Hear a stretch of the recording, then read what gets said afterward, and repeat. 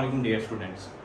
आज की क्लास हमारी प्रेपोजिशन पे होने वाली है और बड़ा ये कॉम्प्लिकेटेड टॉपिक है प्रेपोजिशन, क्योंकि आपके जितने भी एग्जाम्स आते हैं, एंट्री एग्जाम्स आते हैं या फिर आपका सेकंड ईयर और फर्स्ट ईयर का एग्जाम है, उसमें प्रेपोजिशन का पोर्शन पूरे 5 नंबर का आता है और ये बड़ा ही इंपॉर्टेंट है। इसीलिए यहाँ पर जो सेकंड ईयर के स्टूडेंट फर्स्ट ईयर के बैठे हैं, मैं उनसे तो लाजमी रिक्वेस्ट करूंगा कि वो इस पोर्शन को अच्छे से और डीपली समझे, ताकि उनको वहां पर रट्टा मार के चीजें ना करनी पड़े। उसके बाद आपके जितने भी एनटीएस एग्जाम आते हैं, एमडी कैट, ई कैट, उसमें जो इंग्लिश का पोर्शन है उसमें प्रेपोजिशन मस्ट है और उसमें से एमसीक्यूज आने ही आने हैं। आप एमडी कैट के जितने मर्जी उठा के पेपर पिछले देख लो, उसमें इंग्लिश ग्रामर में प्रेपोजिशन मस्ट था।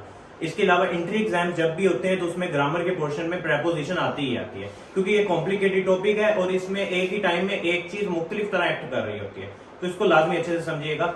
और अगर आप YouTube पर इसको वॉच कर रहे हैं वीडियो को, तो कंप्लीट देखिएगा, कोई भी ऐसे तेजी से बताने की जरूरत नहीं है आपको। फिर कोई एक पॉइंट भी मिस हो गया तो आपको प्रॉपरली डिटेल ना समझ आई तो उस लेक्चर का कोई फायदा नहीं होगा। सो अपनी लाइफ में जब भी आप टाइम दे रहे हो तो फिर अच्छे से दो। एक नेचुरली मेरे एक खुद का कहना भी है कि whenever you have to done it something like दो, सो आप उस पे ही जब एक काम कर रहे हो तो वो फिर उसी पे ही फोकस करो और कंप्लीटली करो, तो फिर आपको कोई ना कोई दी बेस्ट वन होगा। वो किसी ने ना क्या खूब कहा था इसमें कि एक स्टूडेंट ने अपने टीचर से कहा कि सर मैं पायलट भी बनना चाहता हूँ, सर मैं जो है वो इंजीनियर भी बनना चाहता हूँ, सर मैं डॉक्टर भी बनना चाहता हूँ, सर मैं जो है वो एक यूट्यूब क्रिएटर भी बनना चाहता हूँ। तो उसके टीचर ने बड़ा खूब आंसर आगे से किया। उसने कहा बेटा आप सब कुछ बन सकते हो। उसका नाम कोई भी लाइक उसका नाम अली था, तो उसने कहा अली बेटा आप सब कुछ बन सकते हो, लेकिन एक टाइम में एक ही काम कर सकते हो, यानी एक टाइम में एक ही बन सकते हो। सो अगर आप एक दफा एक सीरीज को लेके चल रहे हो, सीखने की सीरीज को लेके चल रहे हो, ग्रामर की सीखने की सीरीज, तो फिर इतने दी बेस्ट वन हो जाओ और उसको इतना अच्छे से और डीपली समझ जाओ। फिर टाइम दे रहे हो तो फिर अच्छे से दे लो। अब उसको स्किप कर करके अगले पार्ट को देखना या उसको बस जर्नल लेके चलना, तो फिर उसमें वो बेनिफिशियरी तो नहीं ना होगा आपके लिए। सो इसलिए कंप्लीट वॉच करिएगा। आप एक टाइम में एक ही काम कर सकते हो। तो आप स्क्रॉलिंग कर रहे हो तो फिर आप स्क्रॉलिंग ही करोगे। खैर टॉपिक की तरफ बढ़ते हैं। प्रेपोजिशन इटसेल्फ होता क्या है? प्रेपोजिशन हमारे पास preposition is a word prepositioning that place before a noun और अ प्रोनाउन। प्रेपोजिशन जो है ये एक ऐसा वर्ड होता है प्रीपोजिशन। अब इसमें ना प्रेपोजिशन को हम 2 वर्ड्स में तोड़ने की ट्राई करते हैं। प्रेपोजिशन में प्री पोजिशन, प्री का मतलब क्या होता है? फर्स्ट, पहले, पोजीशन जगह, प्लेस जहां पर वो लगेगा, यानी कि ये किसी भी प्लेस। अब प्लेस बेसिकली क्या है? यहां पर यूज होगा। प्लेस एक नाउन ही है ना।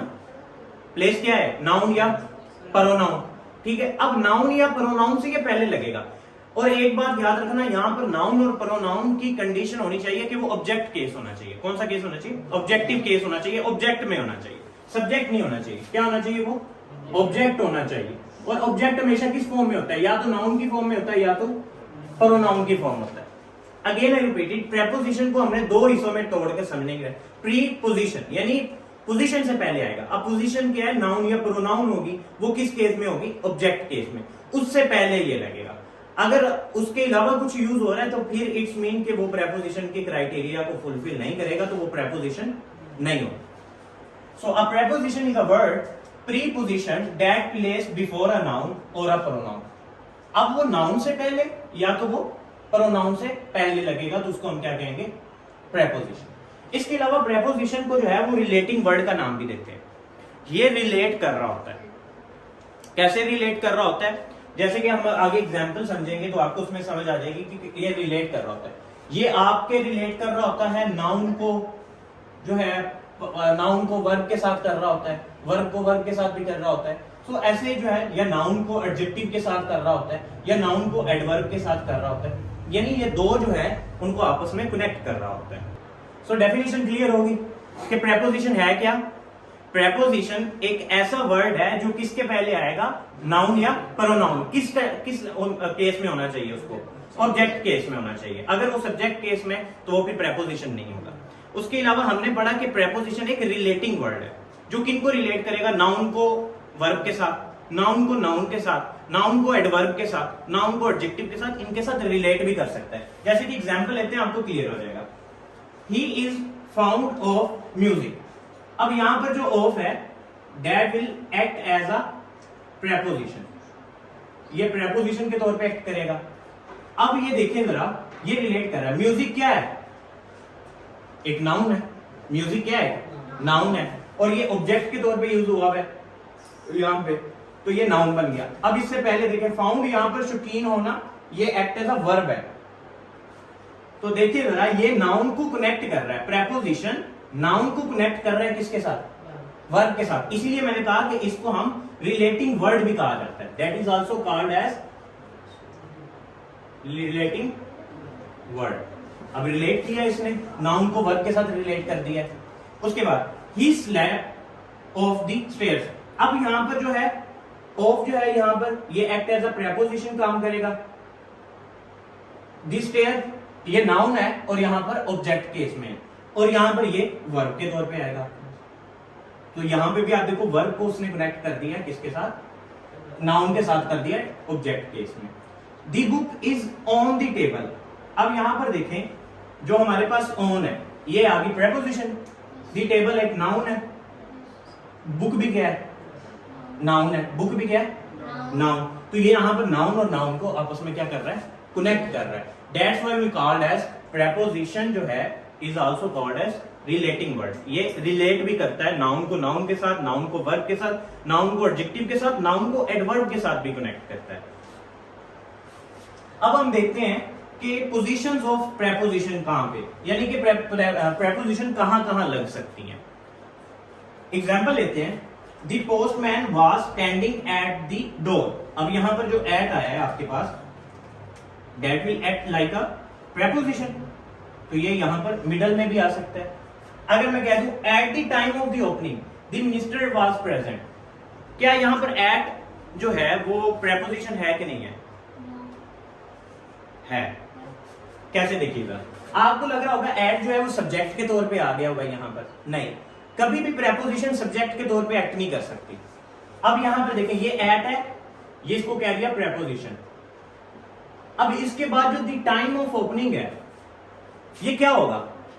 ऑब्जेक्ट। एग्जैक्टली, ये क्या होगा? ऑब्जेक्ट। और इसमें जो सब्जेक्ट है वो क्या होगा? मिनिस्टर, और वर्ब प्रेजेंट वर्ब बन जाएगा। सो यहां पर आपको एक चीज बताने का मकसद यह है कि प्रेपोजिशन के लिए आप ये नहीं कह सकते हो कि ये मिडल में आएगा या लास्ट पे भी ये आएगा। ये स्टार्टिंग में भी आ सकता है, ये सबसे आखिर पे भी आ सकता है। जैसे कि हम एक एग्जांपल ले लेते हैं आपको, और आपको समझ आ जाएगी। What are you looking at, यहां पर मैं इसको यहां पर लिख देता हूं, what are you looking at. अब यहां पर जो एट है, अब आप कहोगे सर इसके बाद तो ऑब्जेक्ट है ही नहीं, तो वो क्या ये प्रेपोजिशन नहीं है? होगा प्रेपोजिशन। आप इसकी थोड़ी सी अगर रिप्लेसिंग करोगे तो तब आपको क्लियर हो जाएगा। यहां पर जो ऑब्जेक्ट है वो वट है। जैसे कि इसको अगर हम इस तरह लिख दे, at what are you looking. अब यहां पर एट प्रेपोजिशन है, व्हाट क्या हो गया आपका? ऑब्जेक्ट हो गया। सो जो प्रेपोजिशन है, इसीलिए ये कॉम्प्लिकेटेड टॉपिक है कि ये अपनी कोई प्री डिफाइंड नहीं करता कि मैंने यहां पे ही आना है। ये स्टार्टिंग में भी आ सकता है, ये मिडल में भी आ सकता है, और ये एंड पे भी आ सकता है। सो प्रेपोजिशन को फाइंड आउट करने के लिए इसलिए आप ज्यादा से ज्यादा एग्जांपल्स लाजमी करिएगा, क्योंकि यहाँ पर रिकॉर्डिंग का होता है कि हमने माइनर टाइम के अंदर रिकॉर्डिंग कंप्लीट करवानी होती है। से कम एग्जांपल लेके हम जो है वो ट्राई करते हैं कि हर तरह के केस को डिस्कस कर लें। बाकी आप लाजमी गूगल से या बाकी कोई एआई टूल इस्तेमाल करके इनकी एग्जांपल्स को लाजमी एक दफा रिवाइज कर लिया करें, रिकॉल कर लिया करें। ओके, यहां तक आपको क्लियर हो गया होगा कि जो हमारा प्रेपोजिशन है उसकी कोई भी प्री डिफाइंड पोजीशन नहीं होती। आपने बस ये जज करना है कि ये नाउन से पहले आएगा, और वो नाउन किस केस में होना चाहिए? ऑब्जेक्ट की फॉर्म में एक्ट करना चाहिए। वो नाउन किस फॉर्म में ऑब्जेक्ट की फॉर्म में करना चाहिए। अब हम देखते हैं टाइप्स ऑफ प्रेपोजिशन। ये बड़ा कॉम्प्लिकेटेड और भी थोड़ा सा, लेकिन ये मजे के, मैं आपको बताऊं, ग्रामर जो है ना ये बड़ा एक ट्रिकी चीज है। ये लाइक अ मैथ एल्गोरिथम की तरह ही है। अगर आप इसको सिर्फ रट्टे की फॉर्म में करोगे ना तो फिर आपको ये चीजें एक टाइम आएगा मिक्सचर बन जाएगी। लेकिन आप इसको अगर ट्रिक और एल्गोरिथम की तरह करोगे ना तो फिर ये आपको बड़े अच्छे से तैयार हो जाएगा। जैसे टाइप्स ऑफ प्रेपोजिशन की बात करें तो बेसिक 3 तरह की प्रेपोजिशन है, preposition of time, preposition of place, preposition of direction. Time आपको पता है वक्त, प्लेस जगह, और डायरेक्शन आपको पता है इशारा किसी तरफ, सिमत सॉरी इसको कहते हैं सिमत। अब यहां पर ना एक सबसे बड़ा जो है वो कॉम्प्लिकेशंस क्रिएट करने वाला बात है ना, जो मोस्टली फर्स्ट ईयर और सेकंड ईयर के स्टूडेंट को बड़ा मसला क्रिएट करता है, और इवन एंट्री एग्जाम्स के स्टूडेंट, वो कहते हैं सर कभी एट जो है, अब हमें क्योंकि मोस्टली जो कॉलेजेस हैं यहाँ पर हमारे पंजाब लेवल पे जितने भी कॉलेजेस हैं वो प्रेपोजिशन को ऐसे टैकल करवाते हैं कि वो एक नोट्स प्रोवाइड कर देते हैं और कहते हैं कि ये जो आपके पास एट है ये जहां पर आएगा इसके साथ ये लग जाएगा, ये लग जाएगा। लेकिन जब अगले पेज पे जाते हैं तो वो एट जो है वो प्रेपोजिशन ऑफ टाइम की जगह प्रेपोजिशन प्लेस में भी फिट हो रहा होता है। अब वहां पर जाके मोस्ट स्टूडेंट बड़े कंफ्यूज हो जाते हैं, सर हम क्या करें, एट के तो इतने काम आ गए हैं, हम एट को कहाँ याद करें। तो इसके लिए आपको नोट्स नहीं, आपको जो है वो हमारे लेक्चर्स को अच्छे से लेना है, आपको सारी डिटेल समझ आ जाएगी कि जहां हमने कौन सा प्रेपोजिशन कहां पे पुट करना है। अब यहां पर देखें जरा, मैं आपको जैसे एग्जांपल देता हूं, मैंने बताया कि एट जो है वो act as a preposition of time भी काम करेगा, at act as a preposition of place भी काम करेगा, और at act as a preposition of direction भी काम करेगा। कैसे? एग्जांपल लेते हैं, he will come at dawn. Dawn कहते हैं सुबह सवेरे, ठीक है। अब वो सुबह सवेरे आया, यानी कि ये क्या बता रहा है, टाइम को बता रहा है कि नहीं बता रहा, ठीक है। तो ये कौन सी हो जाएगी प्रेपोजिशन एट की, प्रेपोजिशन ऑफ टाइम, मैंने पी डॉट की। अब he aim at the bird, aim मतलब निशाना लगाना, उसने जो है वो परिंदे की तरफ जो है वो निशाना लगाया है। अब निशाना लगाना क्या है, डायरेक्शन। तो यहां पे एट क्या बन गया, preposition of direction. He was standing at the bus stop, वो बस स्टॉप पर खड़ा हुआ है, यानी बस स्टॉप पर मौजूद है, तो ये क्या हो जाएगा, प्रेपोजिशन ऑफ प्लेस। इस बात से आपको एक आइडिया होगा कि प्रेपोजिशन में आप ये नहीं कह सकते हो कि एट जो है ये सिर्फ प्रेपोजिशन ऑफ टाइम में आएगा, या प्रेपोजिशन, अगर ये कोई कह रहा है ना तो भाई ये गलत है, ये एग्जांपल उसको दो, तो फिर तो गलत हो जाएगी ना कि फिर क्यों एट डायरेक्शन में आ रहा है। बेसिकली ये डिपेंड करता है अपने उस सेंटेंस की नौइयत के ऊपर कि वो वहां पर कैसे एक्ट कर रहा है। अब हम जो है वो पहला शुरू करेंगे टॉपिक यहां से डिस्कस करना। आज के लेक्चर में हम हाफ प्रेपोजिशन ऑफ टाइम को ऑलमोस्ट कवर कर लेंगे, इसमें और भी बहुत सारे आते हैं। आज हम सिंस और फॉर को कवर करेंगे, कल हम फ्रॉम, फिर इन, एट, ऑन की तरफ बढ़ेंगे आगे। So preposition of time, preposition of time में मोस्टली हम सिंस और फॉर इस्तेमाल करते हैं। बाकी सिंस और फॉर का हमारा एक मेन पोर्शन है जो कि परफेक्ट कंटिन्यूअस में यूज होता है, चाहे वो प्रेजेंट का हो, पास्ट का हो या फ्यूचर का हो, उसमें हम सिंस फॉर का इस्तेमाल करते हैं। और ये बड़ा कंफ्यूजन रहता है, लेकिन आज की वीडियो के बाद अगर आप अच्छे से समझ लोगे ना तो आपको सिंस और फॉर के रिलेटेड कोई भी जो है ना वो मसला नहीं बनेगा फिर उसके बाद।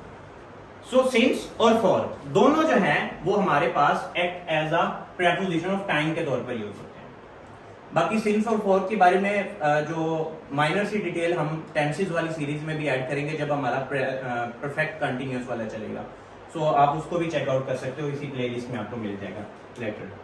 अब जो है एक और बात याद रखिएगा, जो सिंस और फॉर हैं ये एक्ट एज अ कंजक्शन भी कर सकते हैं। मैंने कंजक्शन वाले लेक्चर में ये आपको रिकॉर्ड किया, वो भी आपको प्लेलिस्ट में व्यूअर्स मिल जाएगा कि कंजक्शन और प्रेपोजिशन में फर्क कहां पे आता है। आपको एक सेंटेंस दिया हुआ है और वहां पर सिंस यूज हुआ है, और एक और सेंटेंस दिया हुआ है उसमें भी सिंस यूज हुआ है। आपको कैसे पता चलेगा कि यहाँ पर जो सिंस है वो एक्ट एज अ कंजक्शन हुआ है या एक्ट एज अ प्रेपोजिशन हुआ है।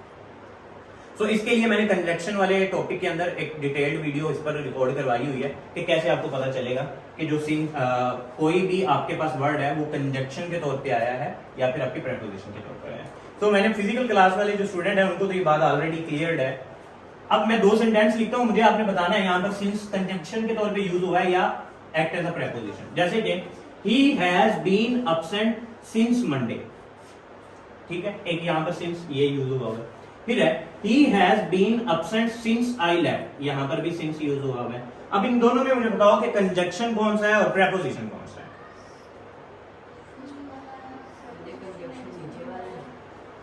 नीचे वाला कंजक्शन है और ऊपर वाला प्रेपोजिशन है। Exactly preposition.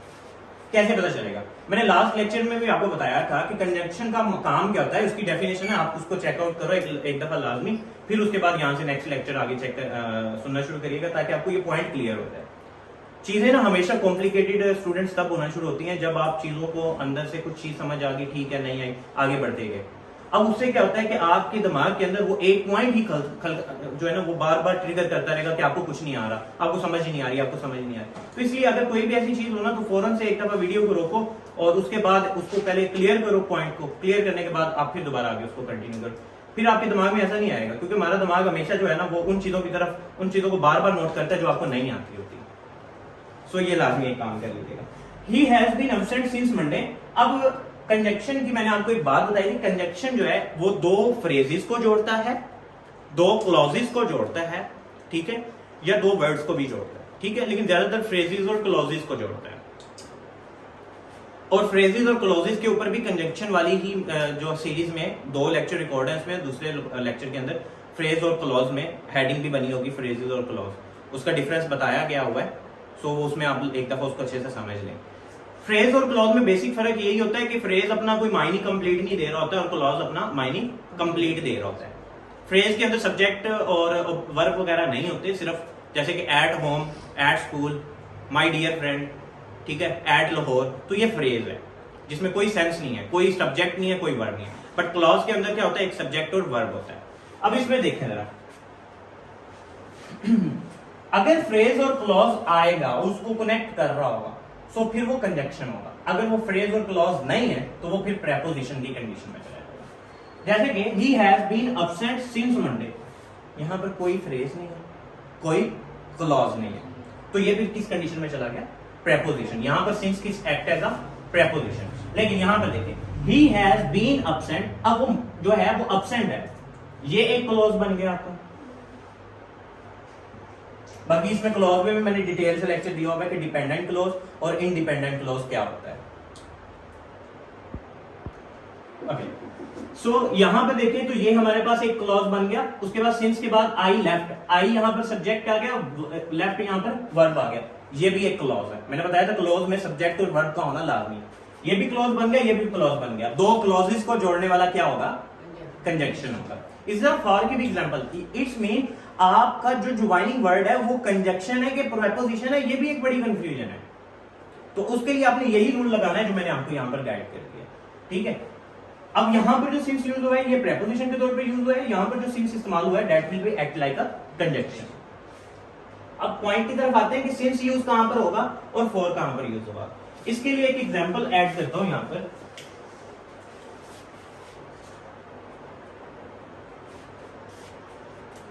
मिसाल के तौर पर हम यहां से निकले 2 PM और अपनी डेस्टिनेशन पर पहुंच गए 4 PM। हमें कितने घंटे लगे यहां से यहां तक पहुंचने के लिए, 2 घंटे, 2 आवर्स लगे। तो यहां पर हम लिख देंगे 2 आवर्स लगे हमें। अब जो ये फिक्स टाइम था 2 PM, 4 PM, exact point of time, exact point of time always come with since. और जो ड्यूरेशन है, जो लेंथ है, 2 घंटे बता रहा है, क्या लेंथ को बता रहा है। जो लेंथ ऑफ टाइम है that will comes with for, ठीक है। अब जैसे कि एक और एग्जांपल ले लेते हैं यहां पर, इसी के यहां पर नीचे पुट कर लेते हैं। मंडे से पढ़ना शुरू हुआ और फ्राइडे तक का टाइम टेबल बना लिया। कितने दिन लगे मंडे से फ्राइडे में, 5 days, Monday, Tuesday, Wednesday, Thursday and Friday, ठीक है। कितने दिन का बना ये, 5 डेज का बन गया। अब ये मंडे और फ्राइडे ये है एग्जैक्ट पॉइंट ऑफ टाइम, लेकिन जो 5 डेज है that is not exact point of time, that is the length of a time, के 5 दिन गुजारने पड़ेंगे। So that will come with 4 and that will come with 6। बड़े ही आसान लफ्जों में मैं बताता हूं, अगर आपका एग्जैक्ट पॉइंट ऑफ टाइम है तो फिर आप यूज करोगे सिंस। लेकिन अगर है 2 दिन, 4 दिन, 5 दिन, 2 महीने, 1 साल, 5 साल, 4 साल, आपको नहीं पता कि वो कौन से, आपको एग्जैक्ट उसका पता नहीं है। सो उसके लिए आप यूज करोगे फॉर।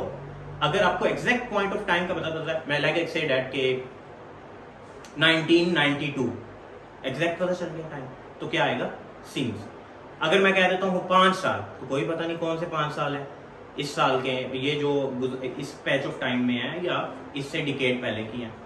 सो जब आपको एग्जैक्ट टाइम का नहीं पता होगा तो उस वक्त आप यूज करोगे फॉर।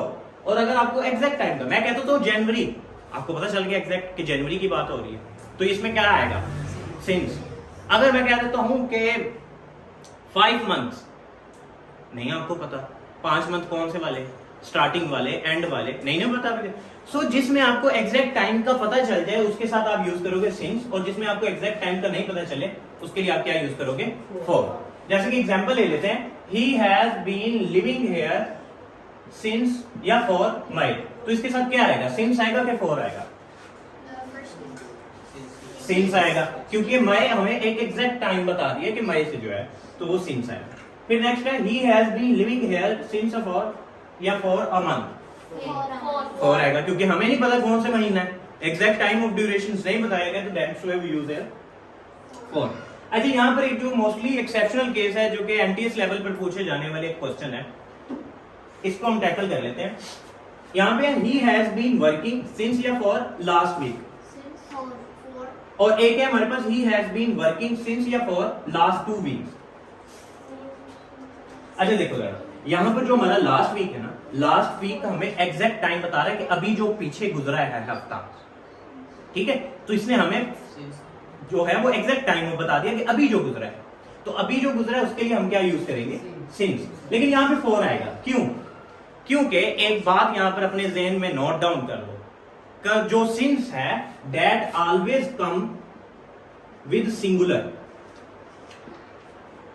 अब यहां पर आगे है क्या, 2 वीक्स, तो ये वीक्स किस में चला गया, प्लूरल में चला गया, लेकिन सिंस हमेशा क्या लेके आता है, सिंगुलर कैटेगरी लेके आता है, क्या लेके आता है, सिंगुलर कैटेगरी लेके आता है, तो इसीलिए यहां पर सिंस नहीं आएगा बल्कि क्या आ जाएगा, फॉर आ जाएगा। सो आज का हमारा जो लेक्चर है वो प्रेपोजिशन पर कंप्लीट होता है, उसके टाइम के 2 पोर्शन पर। कल हम फॉर और उसके अलावा इन एट ऑन को भी डिस्कस करेंगे और बाकी डायरेक्शंस की तरफ भी पढ़ेंगे। आई होप सो आपको ये अच्छे से समझ आया होगा और आपको वीडियो भी सही लगी होगी। बाकी जो है आई डजंट मीन दैट के वीडियो की क्वालिटी कितनी अच्छी है कितनी बुरी है, लेकिन उम्मीद करता हूँ कंटेंट में कुछ ना कुछ वर्थ है कि आपको समझ आ रही है। अगर आपको समझ आ रही है ना तो फिर कोई ना कोई अच्छा कमेंट कर दिया करो और लाइक वगैरह कर दिया करो, शेयर कर दिया करो, बल्कि इसको ना लाजमी सब्सक्राइब करें ताकि आपको जो है ना रोजाना की बेस पे कुछ ना कुछ नई वीडियोस मिलती रहें जो भी रिकॉर्डेड होती रहें। Thank you so much and take care. कल मिलते हैं नेक्स्ट टॉपिक के साथ। अल्लाह हाफिज।